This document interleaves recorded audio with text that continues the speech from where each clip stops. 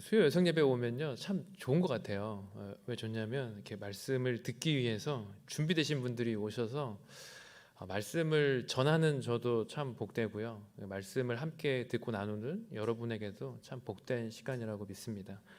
오늘도 하나님 말씀으로 주의 성령으로 충만한 이 시간이 되기를 주님의 이름으로 축복합니다.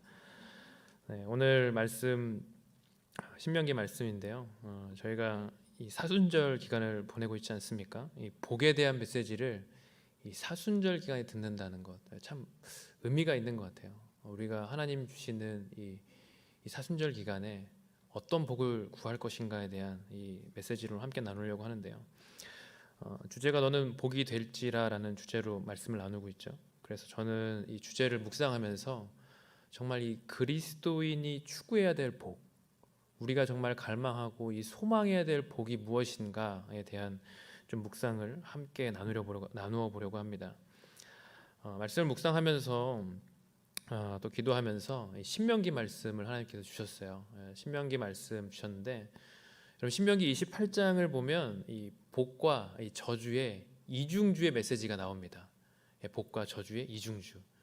그런데 여러분 우리가 정말 좋아하는 부분이에요. 여러분 기억하시나요? 혹시 몸의 자녀가 복을 받고 토지의 소산, 짐승의 새끼, 소와 양이 복을 받는다. 그리고 우리 잘 알잖아요. 들어와도 복을 받고 나가도 복을 받고 어디에서나 복을 받는다. 너무나 좋아하는 메시지입니다. 근데 여러분 우리가 알아야 될 부분이 있다면 이 복에 대한 메시지 이후에 이 저주에 대한 메시지가 이 3배나 더 많이 나와 있다는 거예요. 이 복에 대한 메시지가 1절부터 19절까지예요. 근데 나머지 부분은 한 58절 되는 부분은 이 저주에 대한 메시지입니다. 순종하면 복을 받고 불순종하면 저주를 받는다는 게 이 신명기 28장의 메시지거든요. 그런데 여러분 기억해 보세요. 순종에 대한 메시지를 많이 들으셨어요? 아니면 죄송해요. 축복에 대한 메시지를 많이 들으셨어요? 저주에 대한 메시지를 많이 들으셨어요? 그렇죠. 축복에 대한 메시지를 많이 들었어요. 저주에 대한 메시지는 사실 우리가 많이 듣지 못했어요. 불순종하면 저주를 받는다. 왜냐면요, 이 한국 교회가 한창 성장하던 시기에 한국 교회의 설교자들이 이 복에 대한 메시지를 너무나 많이 했어요. 그렇죠? 왜냐하면 너무나 어려웠거든요. 경제도 어려웠어요. 상황도 너무 어려웠어요. 환경도 어려웠어요. 그러니까 이 복에 대한 메시지 우리가 많이 듣고 자랐습니다. 근데 이 복에 대한 메시지를 하다 보니까 이 복은 좋은 것인데 이 기복주의적으로 설교를 참 많이 하게 됐어요. 순종하면 복 받습니다. 순종하면 복 받을 거예요. 근데 이 물질적인 복이랑 이게 우리가 연관이 되잖아요. 그것에 대해 너무 초점을 맞춰서 우리가 설교를 너무 많이 했던 것이고 많이 들었던 것이죠. 그런데 여러분 이제는 시대가 좀 많이 바뀌었어요. 한국 사회도 많이 이제 성장과 그 성장을 이제 마무리하면서 성장이 계속되면서 이 성숙을 추구하는 이 시대가 되어가고 있습니다. 그래서 우리가 이제는 이 복에 대해서 이 성경적인 관점을 조금 더 명확히 알 필요가 있습니다. 여러분 오늘 메시지의 핵심부터 말씀을 드리면 이 결론은 한 단어입니다. 마침내 주시는 복입니다. 한 단어 아니고 3단어네요. 정확히 말하면 3단어로 마침내 주시는 복이에요. 무슨 말씀인가? 이 모든 것을 통해서 이 모든 상황들을 통해서 마침내 복을 주려 하심이라. 사실 16절 말씀을 이 개역개정으로 먼저 좀 읽고 시작했으면 좋겠는데요. 16절 말씀 우리 개역개정으로 준비를 해놨는데 같이 한번 읽도록 하겠습니다. 같이 읽을까요? 안 나와요? 네. 그래요? 제가 안 드렸나 보네요. 같이 그러면 저를 따라서 한번 읽도록 하겠습니다. 같이 읽겠습니다. 내 조상들도 알지 못하던 만나를 광야에서 내게 먹이셨나니 이는 다 너를 낮추시며 너를 시험하사 마침내 내게 복을 주려 하심이었느니라. 네, 오늘 이 개역개정에 나온 이 마침내 복을 주려 하심이었느니라. 여기서 제가 이제 설교 제목을 정했는데요. 여러분 그리스도인의 삶은요 결국 이 마침내 주시는 복, 우리에게 마침내 주시는 복을 어떻게 누리며 살아갈 것인가, 이 질문에 대한 해답이 바로 이 그리스도인의 삶의 핵심이라고 저는 생각을 합니다. 그러면 그리스도인으로서 나는 마침내 주시는 복을 어떻게 누릴 것인가? 여러분, 그래서 오늘은 좀 강해 설교라기보다는 이 마침내 주시는 복에 대한 이 주제 설교로 좀 말씀을 나누려고 합니다. 두 가지 메시지를 좀 나누고 싶은데요. 첫 번째는 이 복된 삶을 잊으며 살아가지 말라라는 것입니다. 따라하겠습니다. 복된 삶을 잊으며 살아가지 말라.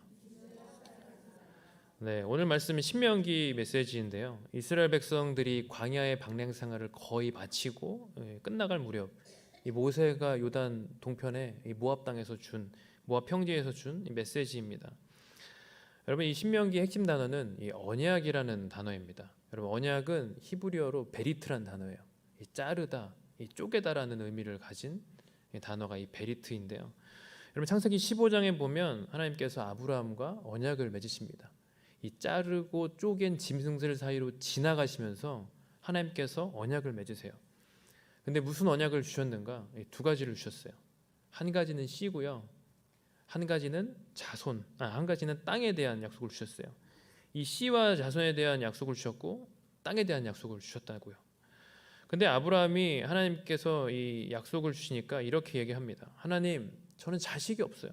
이 자식이 없어서 이 제 재산의 이제 상속자는 이 다메섹 사람 엘리에셀이 될 것입니다라고 이야기를 합니다. 근데 하나님께서는 말씀을 하시죠. 아니야. 그게 아니라 내 몸에서 날 자가 상속자가 될 것이다라고 말씀을 하세요. 그리고 아까 말씀드린 것처럼 이 땅에 대한 약속을 이어서 주십니다. 이 애굽부터 유브라데까지 다 내 자손에게 줄 것이다라고 하나님께서 말씀하셨어요. 그리고 창세기 17장에 이어서 보면 하나님이 아브라함이랑 다시 할례 언약을 맺으시면서 이렇게 말씀하십니다. 이 창세기 17장 7절인데요. 우리 같이 한번 읽도록 하겠습니다. 시작. 내가 내 언약을 나와 너 사이에 그리고 내 뒤에 올 자손 사이에 세워 영원한 언약으로 삼고 내 하나님 그리고 내 자손의 하나님이 될 것이다. 아멘. 여러분, 하나님이 주신 약속은 명확했습니다. 나는 내 하나님이 되고 너는 내 백성이다. 다시 말하면 너는 내 백성이 되고 나는 내 하나님이 될 것이다. 여러분, 이 언약으로부터 시작해서 이 출애굽한 이스라엘 백성들에게 이 신의 산에서 옛 언약을 주셨어요. 그 옛 언약의 이 갱신의 기록이 바로 오늘 말씀의 신명기입니다. 그래서 신명기는 듀테로노머니라고 하죠, 영어로. 거듭 신자를 써요. 새 신자가 아니라 거듭 신자예요.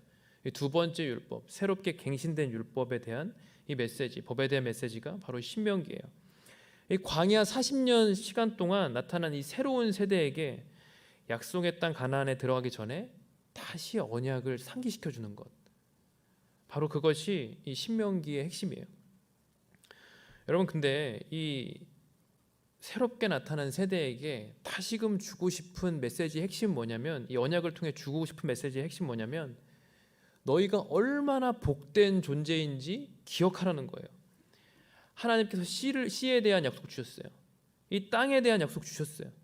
이 약속을 받은 자손임을, 이 복된 존재임을 기억하라는 거예요.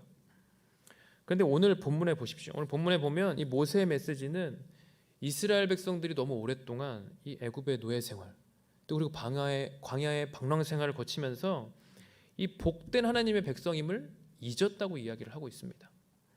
여러분, 11절부터 14절까지 말씀 함께 읽도록 하겠습니다. 같이 읽을게요. 시작. 너희는 삼가서 내가 오늘 너희에게 주는 그분의 명령과 그분의 법도와 그분의 규례를 지키지 못해 너희 하나님 여호와를 잊는 일이 없도록 하라. 그렇지 않으면 너희가 먹고 배부를 때, 너희가 좋은 집을 짓고 정착할 때, 너희 소들과 양들이 많아지고 너희 은과 금이 많아지며 너희가 가진 모든 것이 불어날 때 너희 마음이 교만해져 이집트에서 그 종살이 하던 땅에서 너희를 이끌어내신 너희 하나님 여호와를 잊게 될 것이다. 여러분, 11절에 보니까 모세는 이스라엘 백성들에게 여호와를 잊는 일이 없도록 하라라고 이야기를 합니다. 명령법이에요, 여러분. 그래서 영어 성경 보면 이렇게 나와 있어요. Be careful, do not forget. 조심해라, 삼가라, 그리고 잊지 말아라 라고 명령하고 있습니다. 14절에도 보니까 너희 마음이 교만해져 이집트에서 이끌어내신 여호와를 잊게 될 것이다 라고 이야기를 하고 있죠. 여러분, 이 잊어버리다라는 이 단어, 이 샤하흐라는 이 동사를 씁니다. 히브리어 동사인데요.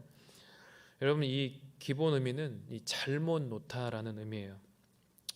어떤 의미냐면 이 둘 자리에 두지 않아서 찾을 수 없게 되다, 이런 의미를 갖고 있어요. 여러분 이 남편들이 이게 저죠. 남편이 아내들에게 이게 자주 듣는 메시지죠, 그죠? 둘 자리에 두지 않아서 찾을 수 없게 되어서 제대로 좀 놔라, 이렇게 말하지 않습니까? 저도 오늘도 아내한테 듣고 온 것 같아요. 근데 여러분 이 단어는요, 성경에서 이 단순한 의미의 이 망각을 의미하지 않습니다. 다시 말해서 의식에서 이렇게 생각이 사라져 버려서 심리적으로, 일시적으로, 이게 영구적으로 이 망각하는 것을 의미하지 않아요. 그래서 여러분 이 시가서에 보면 이런 표현이 나와요. 이 다윗이나 뭐 솔로몬이 하나님 어찌하여 나를 잊으셨나이까, 이렇게 얘기를 하잖아요, 그죠? 고백을 하잖아요. 하나님께 기도를 하는데 그때 쓰이는 표현이 이 단어예요. 이 단어가 그래서 고의적으로 외면하고 무시하는 것을 의미하는 단어가 이 샤하흐라는 단어입니다. 여러분 오늘 모세는요, 이스라엘 백성들이 이 하나님의 명령, 법도, 규례를 잊었다고 이야기하고 있습니다. 그들이 그냥 이렇게 망각한 게 아니라 고의적으로 잊어버린 거예요. 고의적으로 외면한 거예요. 왜냐하면 14절에 보니까 상황과 환경에 따라서 그들의 마음이 교만해졌다고 나와 있습니다. 교만해졌기 때문에 하나님을 잊어버린 거예요. 여러분 오늘 본문에 쓰인 이 교만하다라는 단어가 또 있어요. 히브리어로 룸이라는 단어예요. 룸이라는 단어인데 원래는 부정적인 의미의 교만하다는 여러분 다른 단어를 써요. 주드라는 단어를 씁니다. 근데 이 룸이라는 단어는 원래는 긍정적인 의미예요. 높이다, 일으키다. 이 기본적으로 긍정적인 뜻을 가지고 있거든요. 그런데 이 자기 자신을 칭송하고 이 자기에게 영광을 돌리고 이러다 보니까 교만의 죄를 범했던 것이죠. 하나님이 은혜를 베풀어 주셨는데 그 은혜를 잊어버리고 이 자기의 능력, 이 나의 힘으로 된 것이냐, 이 우쭐대는 게 교만이 아닙니까, 여러분? 모세는요, 이스라엘 백성의 지도자로서 이스라엘 백성들에게 이 영적인 아비의 마음으로 하나님을 잊지 말아라라고 명령하고 있는 거예요. 그런데 여러분 어떤 상황에서 이스라엘 백성들이 하나님을 잊었습니까? 오늘 말씀에 보니까 나와 있어요. 12절 13절 보세요.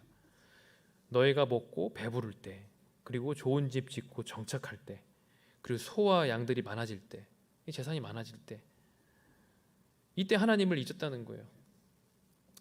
여러분 이 시대를 살아가는 우리도 동일하지 않습니까? 재산이 많아지고 소위 말하는 등 따시고 배부르면 하나님을 잊어버리기 마련입니다. 왜냐하면 우리 존재가 교만해져요. 내 손으로 다 읽었어. 내 손으로 열심히 했더니 우리 집 재산이 많아지네. 우리 집에 쓸 것도 많고 부유하고 풍족하기 때문에 글쎄 하나님 없어도 되지 않을까? 우리에게 그런 마음이 생기기 시작해요. 왜냐하면 내 손으로 이것이 됐냐, 내 힘으로 이것이 됐냐, 교만해지기 시작하죠. 근데 여러분 우리 이전의 세대를 생각해 보십시오.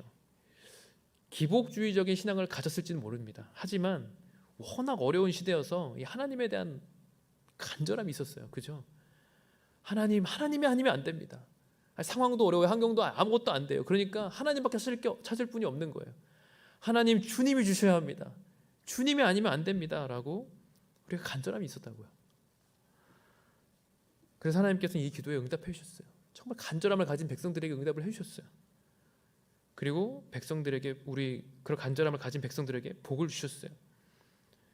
그래서 우리 한국교회 믿음의 1세대들, 이 믿음의 이 전 세대들은 이 하나님이 누구시냐면 분명히 하나님이 우리에게 복을 주시는 분이세요. 믿으십니까? 그랬어요, 정말로. 그래서 여러분 오늘도 이 모세는요, 하나님이 어떤 분이신가를 분명히 상기시켜주고 있습니다. 14절을 보십시오. 14절에 보니까 하나님을 이렇게 소개를 하죠. 이집트에서 그 종살이하던 땅에서 너희를 이끌어내신 분. 여러분 하나님이라는 존재를 모세는 상기시켜 주는데요. 여러분 하나님 어떤 분이십니까? 만물의 창조주이시며 만유의 주인이신 분이 하나님이십니다. 그래서 여러분 시편에 보면 다윗이 또 고백했어요. 시편 16편 2절 같이 한번 읽어볼까요? 시작. 내가 여호와께 아뢰되 주는 나의 주님이시오니 주밖에는 나의 복이 없다 하였나이다. 여러분, 다윗은 예배자였습니다. 하나님 예배하면서 찬양하면서 주님께 고백하는 것이 무엇이었냐면, 하나님, 주님은 나의 복이십니다. 주밖에는 나의 복이 없습니다 라고 고백을 한 거예요. 시편 33편도 여러분, 하나님은 그 백성에게 복을 주시는 분이라고 나와 있어요. 33편 12절 같이 한번 읽을까요? 시작. 여호와를 자기 하나님으로 삼은 나라 곧 하나님의 기업으로 선택된 백성은 복이 있도다. 네. 아멘. 여러분, 성경이 말하는 복은 무엇이냐면, 여러분, 하나님과 함께하는 복, 하나님으로서 누리는 복을 이야기합니다. 그래서 성경 사전을 이 복이라는 단어를 검색하면 이렇게 나와 있어요. 이 편안하고 만족한 상태와 그에 따른 기쁨을 의미합니다. 다시 한번 말씀드릴게요. 편안하고 만족한 상태와 그에 따른 기쁨을 의미합니다. 여러분, 누구로 인해 만족하고 기뻐합니까? 하나님 한 분으로 인해 만족하고 기뻐한 줄을 믿습니다. 여러분, 그래서 이것이 그리스도인의 복의 시작이에요. 정확히 말하면 이것이 그리스도인의 복의 답니다. 하나님으로 인해 만족하고 기뻐하는 것, 이것이 바로 그리스도인의 복이라고요. 그래서 복의 근원은 하나님이시고요, 가장 큰 복은 하나님 자신이에요. 근데 여러분, 성경을 보면 구약과 신약이 이 복에 대해서 조금 강조하는 게 달라요. 근데 이것이 밸런스를 가지면서 우리가 통전적인 사고를 가지면 이 복에 대해서 아주 명확하게 우리가 갖고 살 수 있게 되거든요. 구약을 보면요, 구약은 이 물질적이고 현세적이고 또 실존적인 복을 이야기를 합니다. 그래서 이 약속의 백성들이 얻는 이 축복들에 대해서 이 물질적인 복도 하나님께서는 분명히 말씀을 하세요. 근데 신약에 가면 이 복의 강조점이 좀 달라져요. 여러분, 신약에서는 예수님을 믿고 이 구원받은 자들이 하나님으로부터 받을 이 하늘의 신령한 복을 이야기를 합니다. 그래서 한마디로 말하면 영적인 복을 더 강조를 많이 해요. 여러분, 이 죄사함의 은혜로 의롭게 되고 이 하나님과 교제하고 이 심령의 평안을 누리고 우리가 영생을 얻는 복을 강조하는 게 이 신약의 복의 강조점이에요. 그래서 신약의 여러분 대표적인 복이 뭔지 아세요? 우리 많이 아시잖아요. 그래요, 맞아요. 팔복이에요. 심령이 가난한 자는 복이 있나니 저희가 천국을 받을 것입니다. 애통한 자는 복이 있다. 온유한 자는 복이 있다. 의에 줄인 자는 복이 있다. 긍휼히 여긴 자는 복이 있다. 마음이 청결한 자는 복이 있다. 화평케 한 자는 복이 있다. 의를 위해 핍박받는 자가 복이 있다. 이 뒤에 보면 다 하나님과의 관계. 여러분, 하나님을 그 자체로 누리면서 사는 복을 강조하는 게 이 신약의 복이라고요. 그래서 여러분, 성경이 말하는 복은요, 물질적이고 현세적이고 또 실존적이지만 이 영적인 복까지 다 포함하는 복이 바로 하나님이 주시는 복이에요. 여러분, 복 받으시기 원하십니까? 네, 아멘이시죠. 그런데 그거보다 더 중요한 건 뭐냐면요, 이 복의 근원이 누구이세요? 하나님이라는 사실이에요. 복을 주시는 분이 하나님이시고요, 복 자체가 하나님이시라는 사실입니다. 예. 그런데 여러분, 잘 생각해 보십시오. 그렇게 하나님의 복된 백성, 주의 백성이 여러분 하나님을 잊어버린다면, 이 복의 근원이신 하나님을 잊어버린다면 여러분, 하나님의 입장에서는 어떻게 하셔야겠어요? 이걸 되돌려야죠. 돌려놓아야죠. 다시 복된 백성으로 살아갈 수 있게 돌려놓아야죠. 그래서 여러분, 그들을 다시 복받을 상황과 환경으로 이끄시는 분이 바로 하나님이세요. 모세가 이야기를 하는 거예요. 종살이하던 애굽에서 꺼내신 분이 하나님이시다. 상기시켜주고 있는 것이죠. 여러분, 생각해 보세요. 이스라엘 백성들이요, 이집트 종살이에 아주 익숙해졌어요. 거기에서 편해졌어요. 물론 바로가 이스라엘 백성들을 학대하고 괴롭히고 어렵게 했습니다. 그래서 하나님께 울부짖어서 하나님, 우리를 살려주십시오, 구원해 주십시오, 이스라엘 백성들이 이야기를 했어요. 그런데 여러분, 이스라엘 백성들이 광야의 학교로 나와서 모세에게 어떻게 불평했습니까? 왜 우리를 이집트에서 나오게 해서 이집트에서 마늘도 많이 먹었고 이집트에서 먹을 것도 많이 먹었고 그래도 살았는데 왜 나오게 해서 힘들게 합니까? 라고 불평하지 않았습니까? 이집트에서 종으로 살았어요. 그런데 집도 짓고 살았고요, 소와 양도 갖고 살았고요, 어떤 사람들은 금과 은도 가졌을지 모르겠어요. 여러분, 이집트는요, 고대 근동에 굉장히 부유한 나라였습니다. 이 나일강이 주기적으로 범람하면서 계속해서 비옥한 땅을 만들어줬어요. 그러면서 계속 이 물질적인 풍요, 여러분 그래서 이스라엘 백성들이 종으로 살았지만 제가 볼 때는 이집트의 삶이 그리 나쁘지는 않았던 것 같아요. 그러니 하나님은 여러분 생각해 보세요. 물질적인 풍요를 가지고 영적인 복이 없는 애굽에서 이스라엘 백성들이 살았던 것, 여러분 계속 둘 수가 없었던 거예요. 그래서 이 이스라엘 백성들이 이 종살이하던 애굽에서 꺼내 올 수밖에 없었던 것이 바로 하나님의 입장이었던 거예요. 여러분 우리가 하나님을 믿는다면 우리도 하나님의 백성이기에 여러분 하나님 어떻게 하시겠어요? 이 복을 받을 환경으로 이끌어내시는 거예요. 마침내 복을 받을 환경으로 꺼내 오시는 거예요. 사랑하는 여러분, 우리는 이 하나님께서 광야로 이끄실 때, 우리를 광야로 이끄실 때 왜 이렇게 우리를 힘들게 하시는지 불평할 때가 많지 않습니까?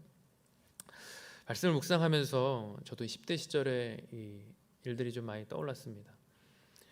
10대, 20대 때 저는 아버지 사업이 좀 어려웠어요. 어려워지면서 이 재정적으로 좀 불안정한 때가 좀 많이 있었고 그 환경에서 성장을 했어요. 그래서 20대 때 서울에서 이제 대학교를 다니면서 서울에 갔더니 재정적으로 편한 친구가 굉장히 많은 거예요. 저번에도 한번 말씀에 나눴는데 카페에서 공부하고, 그죠? 우린 도서관에서 늘 공짜로 쓸 수 있는 도서관에서 공부하지만 그 당시에도 카페에서 공부하는 친구들이 있었어요. 아메리카노 마시면서. 네. 카공족이라고 했어요. 카페에서 공부하는 귀족 학생.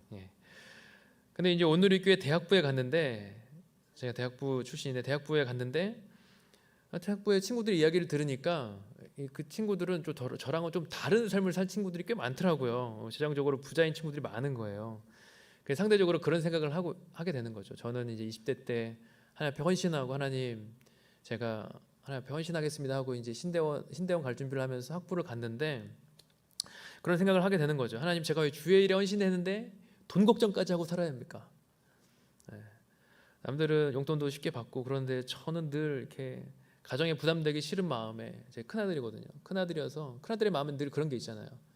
아, 내가 큰아들인데 아빠한테 어떤 또 부담을 주겠냐, 엄마한테 어떤 이렇게 또 부담을 주겠냐, 이제는 대학교까지 보내줬으면 알아서 살아야지.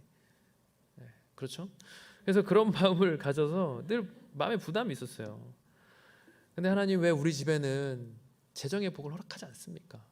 재정의 복을 허락하시지 않나요? 라는 이 질문이 있었어요. 그런데 나중에 보니까, 나중에 제가 30대가 되고 이제 인생을 좀 더 말씀 안에서 이해하게 되면서 우리 집에 이 재정을 부어주시지 않았던 이유를 깨닫게 되었어요. 그것은 바로 하나님께서 이 아버지의 이 신앙을 세워주기 위한, 이 부모님의 신앙을 세워주시기 위한 이 하나님의 광야 학교의 이 복된 삶이었습니다. 복된 계획이었어요. 그리고 부목사로 제가 이 30대 전임 사역을 하면서 이 현장에서 느끼는 이 점이 있었어요. 뭐냐면 이전에 섬기던 교회에서 담임 목사님하고 늘 이렇게 신방을 하면 담임 목사님 늘 하시던 말이었어요. 자주 하시던 말이었는데, 하나님 참 공평하시다고, 참 곡절 없는 인생 없다고. 진짜로요. 신방을 저도 같이 다니면서 이들 하시던 말씀이었어요. 인생에 굴곡 없는 인생이 없다고. 근데 이제 제가 그 신방을 받는 분들을 이야기를 다 들으면서, 여러분, 부유한 분은 부유한 분대로 어려움이 있어요. 재정이 또 어려운 분은, 또 여러 가지 삶의 환경이 어려웠던 분은 그 나름대로 살아가면서 또 주셨던 은혜가 있어요. 근데 여러분, 다 동일합니다. 하나님이 공평하세요. 다 하나님이 복 주시기 위해서, 정말 복된 삶으로 이끄시기 위해서 이 시험의 환경, 어려운 광야 학교로 이끄시는 거예요. 그래서 여러분, 이유 없는 고난이 있습니까? 없어요. 이유 없는 고난이 없고요, 이유 없는 환난이 없고 핍박이 없는 거예요. 하나님이 다 복된 환경으로 이끌기 위해서 여러분, 우리는 광야 학교에 들어가고 있는 거예요.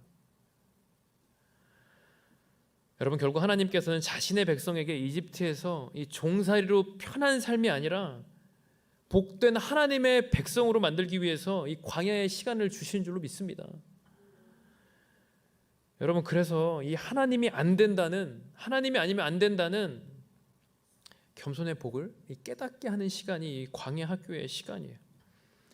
여러분 16절 17절 한번 읽어보시겠어요? 같이 한번 읽겠습니다. 시작. 광야에서 너희 조상들이 전혀 알지 못했던 만나를 너희에게 주어 먹게 하셔서 너희를 낮추시고 시험에 결국에는 너희가 잘되게 하셨다. 너희가 스스로 내 능력과 내 손의 힘으로 이런 부를 얻게 됐다고 말할지 모른다. 16절에 보면 하나님께서는 만나를 먹이시면서 이스라엘 백성들을 낮추신다고 하십니다.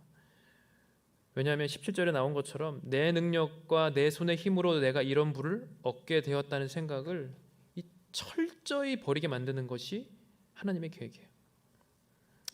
하나님께서는요, 광야의 시간들을 주시면서 인간의 죄성을 깨닫고 하나님보다 높아졌던 모든 것들을 낮추게 하시고 나의 이 피조물됨, 나는 하나님 앞에 안에 있을 때 행복한 존재, 복된 존재임을 보게 하시는 것이죠.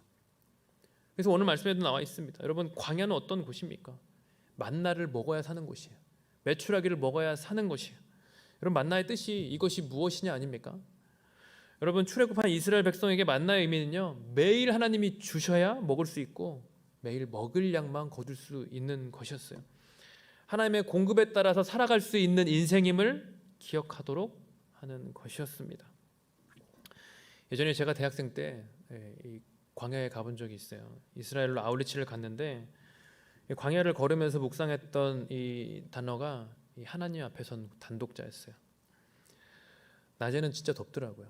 근데 설명을 들으니까 밤에는 또 영하까지는 떨어지지 않지만 영하 근처까지 떨어지는 곳이 광야라고 설명을 해주시더라고요. 낮에는 너무 덥고 밤에도 너무 추워서 사람이 살기 너무 어려운 곳, 척박한 삶. 근데 그곳에서 살았던 인생은 여러분 정말 하나님밖에 볼 수 없는 인생. 이스라엘 백성들이 그래서 여러분 하나님의 공급하심이 없으면 이곳에서 살 수 없다는 것을 배웠던 거예요. 그래서 광야 안에서 만나를 주신 하나님이 자신을 돌보신다는 걸 배웠고요. 그리고 하나님이 나에게 만나를 주셔야 살 수 있다는 것을 알게 된 거예요. 사랑하는 여러분, 광야의 삶은 축복입니다. 여러분, 광야의 삶을 혹시 지나는 분이 계시다면 이 시간들을 통해서 하나님의 특별한 은혜가 경험되는 은혜가 있기를, 복이 있기를 주님의 이름으로 축복합니다. 여러분, 광야는 너무 힘듭니다. 춥기도 하고요, 너무 덥기도 하고요. 그런데 여러분, 이 시간들을 통해서 주시고 싶은 하나님의 분명한 메시지가 있는 거예요. 내 인생을 통해서 주시고 싶은 메시지, 내 인생의 삶에 하나님께서 간섭하셔서 주시고 싶은 메시지가 분명히 있는 거예요. 근데 그것이 무엇이냐면요, 너가 복된 인생이야. 내가 너에게 복 주려고 이렇게 하는 거야. 여러분, 이것을 하나님께서 깨닫게 하시기 위해서 광야로 보내시는 거예요. 나는 복의 근원이고 너는 복의 백성이야. 너는 복된 백성이야라는 것을 하나님께서 알게 해주시기 위해서 광야로 보내는 거예요. 그래서 내 인생에 너무 힘든 순간이 있을 때 여러분 하나님의 광야 학교 안에서 여러분 하나님의 복을 세워 보십시오. 그때는 너무 힘들어서 복을 세우지 못할지라도 여러분 분명히 하나님이 간섭하고 있다는 사실을 여러분 알게 아십시오. 그래서 기도하면서 하나님 관점에서 바라보려고 하고 내 인생을 하나님 관점에서 해석해 보려고 하고 말씀 안에서 해석하고 결국 이 사건이 하나님 주시는 이 복된 메시지임을 깨닫는 우리 모두가 되기를 주님의 이름으로 축복합니다. 여러분, 그것이 무엇인지 아십니까? 오늘 본문에 나오는 이 마침내 주시는 복, 이 마침내의 복입니다. 여러분, 그래서 여러분과 함께 나누고 싶은 두 번째 메시지는 이것입니다. 마침내 주시는 복을 소망하라는 거예요. 따라해 볼까요? 마침내 주시는 복을 소망하라. 네, 여러분 18절 같이 한번 읽어보시겠어요? 18절 함께 읽겠습니다. 시작. 그러나 너희 하나님 여호와를 기억하라.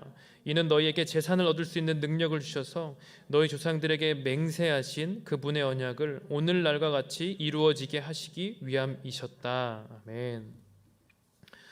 여러분 18절에 보니까 이렇게 나와 있습니다. 내 하나님 여호와를 기억하라고 나와 있어요. 여러분, 마침내 주시는 복을 소망하는 인생은 어떤 인생인가? 바로 여호와를 늘 기억하는 인생인 줄로 믿습니다. 여러분, 신명기 8장의 핵심은요, 여호와를 기억하는 것, 그리고 망각하는 것의 대조를 분명히 보여줍니다. 여러분, 오늘 우리가 나누는 부분은 여호와를 망각할 때 우리의 상황을 돌리신 하나님, 광야 학교로 보내신 하나님에 대해서 이야기를 하고 있어요. 18절에 보니까 광야의 시간에 다시금 낮추었던 여호와를 기억하라고 또 이야기를 합니다. 그리고 18절에 계속해서 내게 재산을 얻을 능력을 주신 분임을 기억하라. 하나님은 내 조상에게 맹세하신 언약을 이루려 하시는 분임을 기억하라고 말합니다. 그런데 여러분, 신명기 8장 2절에 보면 모세가 이미 동일한 메시지를 또 했어요.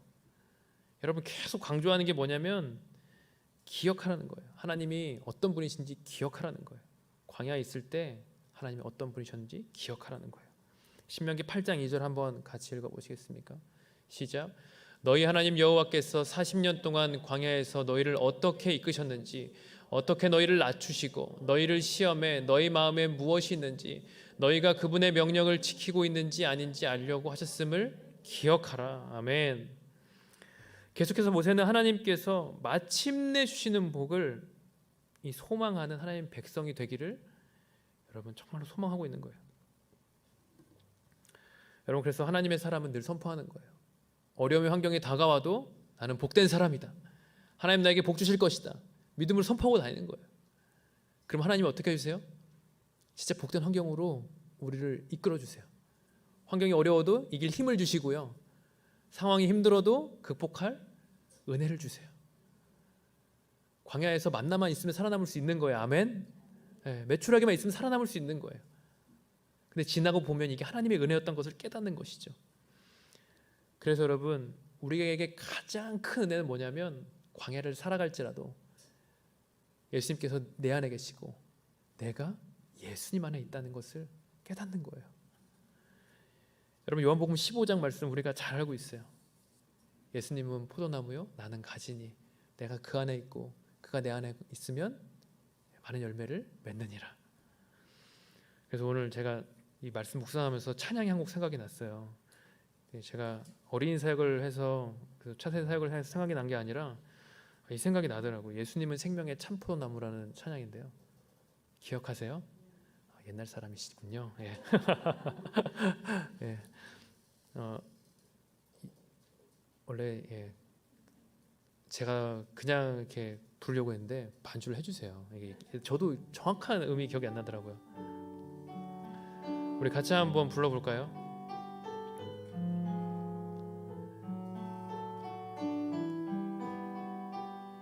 예수님은 생명의 참포도나무. 예수님은 생명의 참포도나무. 아버지는 포도원 농부이니